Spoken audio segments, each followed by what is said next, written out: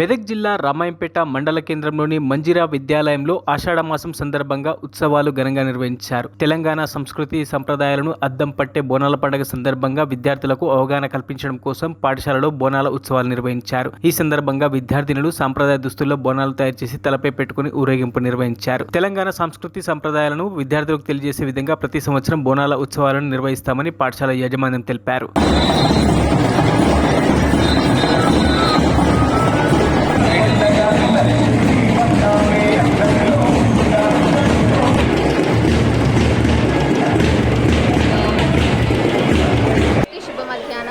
నేను 10వ తరగతి చదువుతున్నాను. నా పేరు సురభి. ఇవాళ మా పాఠశాలలో బోనాల పండుగ జరుపుకున్నాము. భాషా టీచర్ గారు బోనాల గురించి చాలా చక్కగా అర్థమయ్యే విధంగా చెప్పారు. 10వ తరగతి వాళ్ళందరము బోనాలు ఎత్తుకున్నాం. చాలా ఘనంగా జరుపుకున్నాం. విద్యాలయంలో శనివారం రోజున ఘనంగా బోనాల పండుగను నిర్వహించడం జరిగింది.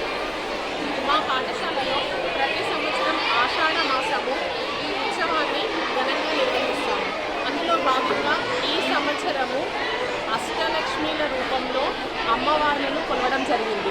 అష్టలక్ష్మి అనగా ఆదిలక్ష్మి, గజలక్ష్మి, ధనలక్ష్మి, ధాన్యలక్ష్మి, సంతానలక్ష్మి, మోక్షలక్ష్మి, విద్యాలక్ష్మి, ఈ విధంగా అనేక రూపాలలో లక్ష్మీదేవిని 8 రూపాలలో కొలవడం జరుగుతుంది. ఆ విధంగా ఇక్కడ విద్యార్థులందరూ అమ్మవార్లను 8 స్వరూపాలుగా భావించి కొలవడం జరిగింది. అసలు ప్రతి సంవత్సరం ఆషాఢ మాసంలో ఈ బోనాల పండుగ ఎందుకు జరుపుకుంటారు అనేది మా పాఠశాలలోని విద్యార్థులకు వివరంగా వివరించడం జరిగింది.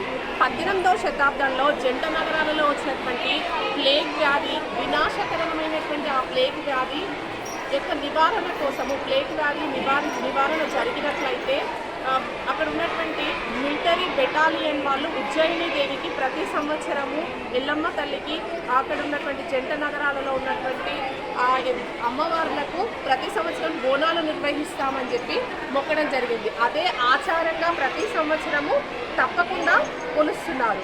మరి ఆ గ్రామ దేవతలను కూడా, మన గ్రామాలలో ఉన్నటువంటి గ్రామ దేవతలకు కూడా ప్రతి సంవత్సరము ఆషాఢ మాసంలో వచ్చేటటువంటి అనేక అంటువ్యాధుల నుంచి కూడా మనం కాపాడుకోవడం కోసము మరిన్ని అప్డేట్స్ కోసం మా ఛానల్ని సబ్స్క్రైబ్ చేయండి.